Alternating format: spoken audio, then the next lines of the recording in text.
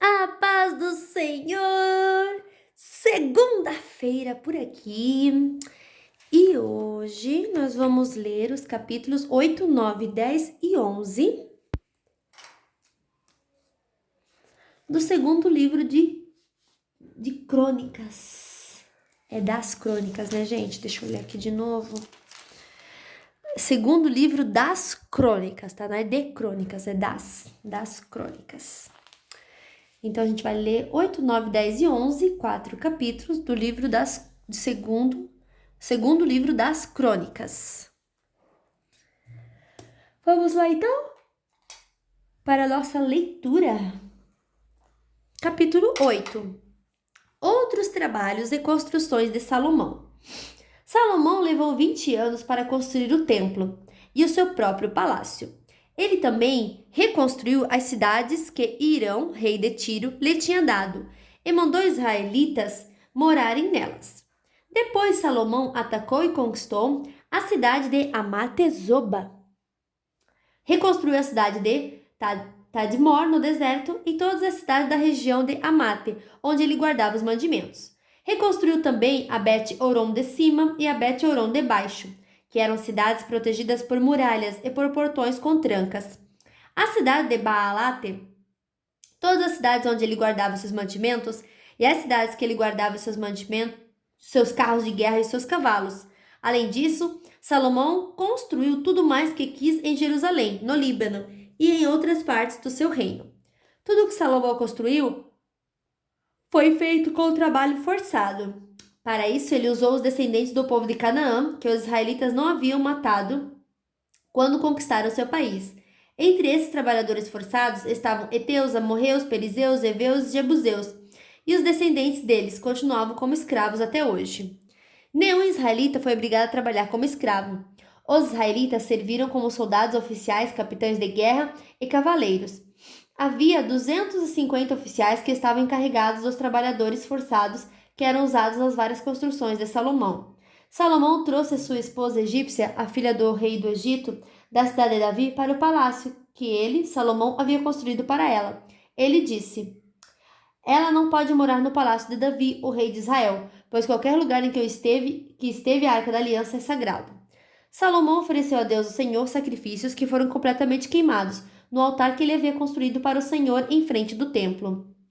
Ele ofereceu os sacrifícios de acordo com o que o mandamento de Moisés ordenava fazer nos dias dos santos, isso é, nos sábados, nas festas da lua nova e nas 3 festas anuais, que eram a festa dos pães sem fermento, a festa da colheita e a festa das barracas.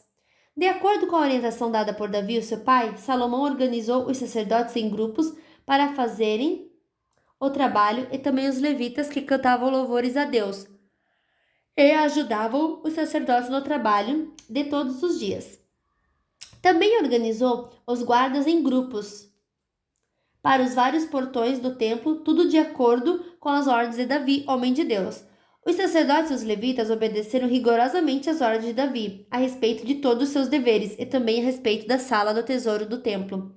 Agora estavam terminando tudo que Salomão construiu, desde a colocação da pedra fundamental do templo até o fim da construção. O templo estava pronto. Depois Salomão foi até os portos de Ezion-Geber e a Elate, no Golfo de Acaba, no país de Edom. O rei Irão lhe mandou navios e marinheiros competentes, comandados pelos seus próprios oficiais. Eles navegaram junto com os homens de Salomão. Foram até a terra de Ofir e trouxeram para Salomão mais de 15.000 quilos de ouro. Capítulo 9. A visita da rainha de Sabá. A rainha de Sabá ouviu falar da fama de Salomão e foi até Jerusalém, a fim de pô-lo à prova, com perguntas difíceis. Ela chegou com um grande grupo de servidores e também camelos carregados de especiarias, uma grande quantidade de ouro e de pedras preciosas. Quando se encontrou com Salomão, ela lhe fez todas as perguntas que pôde imaginar. Ele respondeu a todas. Não houve nenhuma que fosse difícil demais para ele responder. A rainha de Sabá ouviu a sabedoria de Salomão e viu o palácio que ele havia construído. Ela viu a comida que era servida na mesa dele, viu os apartamentos dos seus altos funcionários, a organização do pessoal que trabalhava no palácio, os uniformes que eles usavam. Viu os empregados que o serviam nos banquetes, e os seus uniformes, e os sacrifícios que ele oferecia no templo. Isso tudo a deixou de boca aberta e muito admirada. Então ela disse ao rei Salomão: Tudo aquilo que eu ouvi no meu país a respeito de você e da sua sabedoria é de fato verdade. Porém, eu não pude acreditar até que vim e vi com os meus próprios olhos. Acontece que não tinham me contado nem a metade da sua sabedoria. Ela vai muito além daquilo que ouvi dizer. Que sorte tem estes seus servidores que estão sempre ao seu lado e têm o privilégio de ouvir os seus sábios provérbios. Bendito seja o Senhor seu Deus, que ficou tão contente com você que o tornou rei de Israel para governar em nome dele. O amor dele pelo povo de Israel é eterno, e ele quer conservar este povo para sempre como uma nação, e por isso ele o fez rei de Israel, para que você possa manter a lei e a justiça. Ela entregou ao rei os presentes que havia trazido: mais de 4.000 quilos de ouro e uma grande quantidade de especiarias e de pedras preciosas. Nunca houve especiarias tão finas como as que a rainha de Sabá deu ao rei Salomão. Os homens do rei Irão e do rei Salomão, que haviam trazido ouro da terra de Ofir, também trouxeram madeira de sândalo e pedras preciosas. Salomão usou a madeira para fazer degraus para o templo e para o palácio, e também fez harpas e liras para os músicos. Nunca tinha se visto em Jerusalém instrumentos musicais tão bonitos. O rei Salomão deu à rainha de Sabá tudo o que ela quis e pediu, além dos presentes que ele deu em troca dos presentes que ela havia trazido para ele. Então a rainha e seus servidores voltaram para Sabá, a sua terra. As riquezas de Salomão. Todos os anos o rei Salomão recebia mais ou menos 23.000 quilos de ouro, além dos impostos pagos pelos comerciantes e vendedores. Também os reis árabes e os administradores dos vários distritos do país lhe traziam prata e ouro. Salomão fez 200 grandes escudos e mandou folhear cada um com quase 7 quilos de ouro. Também fez 300 escudos menores e folheou cada um com quase 3,5 kg de ouro. Ele mandou colocar todos esses escudos no salão da floresta do Líbano. Salomão também mandou fazer um grande trono, revestido de marfim e de ouro puro. O trono tinha 6 degraus, e ligado ao trono havia um estrado revestido de ouro. O trono tinha 2 braços, e no lado de cada braço havia a figura de um leão. Havia também a figura de um leão nas pontas de cada degrau, isto é, havia 12 leões ao todo. Nunca tinha se visto feito em qualquer outro reino um trono como este. Todas as taças que o rei Salomão usava para beber eram de ouro, e todos os objetos do salão da floresta do Líbano eram de ouro puro. No tempo de Salomão, a prata era considerada sem valor. Salomão tinha uma frota de navios que viajava até a Espanha, junto com a frota do rei Irão. Cada 3 anos, a sua frota voltava trazendo ouro, prata, marfim, macacos e micos. O rei Salomão era mais rico e mais sábio do que qualquer outro rei, e todos os outros reis queriam ir e ouvir a sabedoria que Deus lhe tinha dado. Todos os que chegavam traziam um presente para ele, objetos de prata e de ouro, roupas, armas, especiarias, cavalos e mulas, e era assim ano após ano. Salomão tinha 4.000 cocheiros para os seus carros de guerra e para os seus cavalos, e também possuía 12.000 cavalos de cavalaria. Ele deixou em Jerusalém uma parte deles e espalhou o resto por várias cidades que haviam sido preparadas para isso. Ele dominava todos os reis que havia desde o rio Eufrates até a terra dos filisteus e até a fronteira do Egito. Em Jerusalém, durante seu reinado, a prata era tão comum como as pedras, e havia tantos cedros como as figueiras bravas que existem nas planícies de Judá. Ele importava cavalos de Músiri e todos os outros países, e de todos os outros países. A morte de Salomão. Todas as outras coisas que Salomão fez do princípio do seu reinado até o fim estão escritas nos livros História do profeta Natã, Profecia de Aías, de Siló e Visões do profeta Ido. Esse último livro fala também do rei Jeroboão, filho de Nebate. Salomão governou 40 anos em Jerusalém, como rei de toda a terra de Israel. Ele morreu e foi sepultado na cidade de Davi, e o seu filho Roboão ficou no lugar dele como rei. Capítulo 10. A revolta das tribos do norte. Roboão foi até Siquém, onde todo o povo de Israel se havia reunido para fazê-lo rei. Jeroboão, filho de Nebate, que havia fugido do rei Salomão e ido para o Egito, soube disso e voltou de lá. O povo das tribos do norte mandou buscá-lo, e foram todos juntos falar com Roboão. Eles disseram: Salomão, seu pai, nos tratou com dureza e nos fez carregar cargas pesadas. Se o Senhor tornar essas cargas mais leves e a nossa vida mais fácil, nós seremos seus servidores.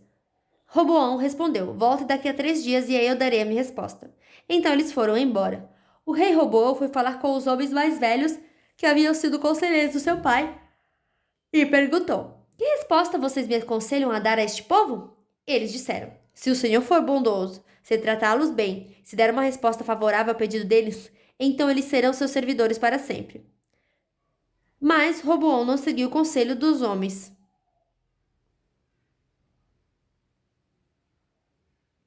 Não seguiu o conselho dos homens mais velhos e foi falar com os jovens que haviam crescido junto com ele e que agora eram seus conselheiros. Que conselho vocês me dão? Perguntou. O que é que eu digo a este povo que está pedindo para que eu torne suas cargas mais leves? Eles responderam. Você deve dizer o seguinte: o meu dedinho é mais grosso do que a cintura do meu pai. Ele fez vocês carregarem cargas pesadas. Eu vou aumentar o peso ainda mais. Ele castigou vocês com chicotes. Eu vou surrá-los com correias. 3 dias depois, Jeroboão e todo o povo foram falar de novo com Jeroboão e todo o povo foram falar de novo com o rei Roboão, como ele havia mandado. O rei desprezou o conselho dos homens mais velhos e falou duramente com o povo. Como os jovens haviam aconselhado, ele disse: o meu pai fez vocês carregarem cargas pesadas, eu vou aumentar o peso ainda mais. Ele castigou vocês com chicotes, eu vou surrá-los com correias. Assim, o rei Roboão não atendeu o povo. O Senhor Deus fez isso acontecer para confirmar aquilo que ele, por meio do profeta Aías de Siló, tinha dito a Jeroboão, filho de Nebate. Quando os israelitas viram que o rei não ia atender o seu pedido, começaram a gritar: Abaixo Davi e a sua família! O que foi que eles já fizeram por nós? Homens de Israel, vamos para casa, que Roboão cuide de si mesmo. E assim os israelitas voltaram para suas casas, deixando Roboão como rei somente do povo que morava no território da tribo de Judá. Então o rei Roboão mandou que Adonirão, o encarregado dos trabalhadores forçados, fosse falar com os israelitas, mas eles o mataram a pedradas. Porém, Roboão subiu depressa no seu carro de guerra e fugiu para Jerusalém. Desde aquela época até hoje, o povo de Israel, o reino do norte, está revoltado com os reis descendentes de Davi. Capítulo 11. A profecia de Semaías.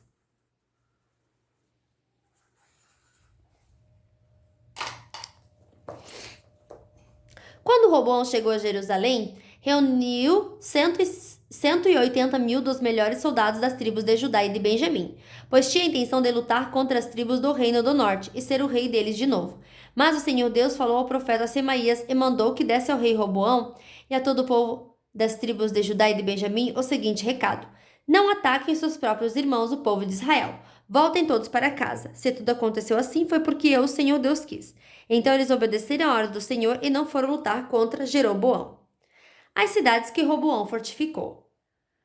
Roboão ficou morando em Jerusalém e, para defender o país, construiu muralhas e fortalezas nas seguintes cidades de Judá e de Benjamim: Belém, Etã, Tecoa, Betesur, Socó, Adulam, Gate, Maressa, Zife, Adoraim, Laquis, Azeca, Zora, Aijalon e Hebron. Roboão colocou comandantes nessas cidades, fortaleza, e nelas armazenou cereais, azeite e vinho. Também colocou escudos e lanças em todas elas e com isso as tornou muito fortes. Assim, Roboão pôde dominar os territórios de Judá e de Benjamim. Sacerdotes e levitas vão até Jerusalém. De todas as partes de Israel, no norte, sacerdotes e levitas foram até Jerusalém.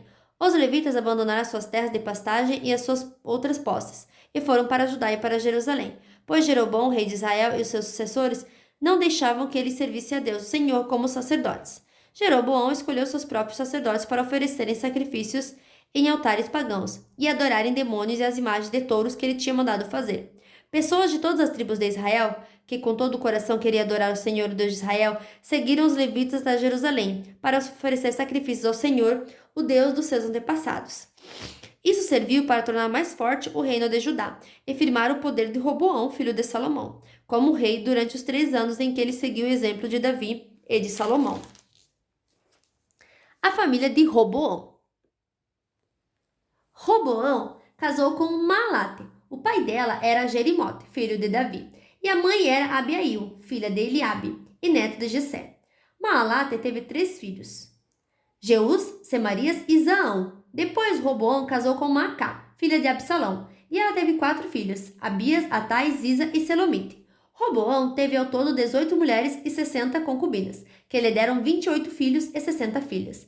Ele amava Maacá mais do que as outras mulheres e concubinas, e por isso escolheu Abias, o filho dela, para ser o príncipe herdeiro que ficaria no lugar dele como rei de Judá. Roboão também teve a boa ideia de espalhar os seus outros filhos pelas cidades fortalezas de Judá e de Benjamim. Deu-lhes grandes quantidades de alimentos e também arranjou muitas mulheres para eles. Fim da nossa leitura de hoje. Que Deus abençoe a sua vida e até amanhã. Tchau!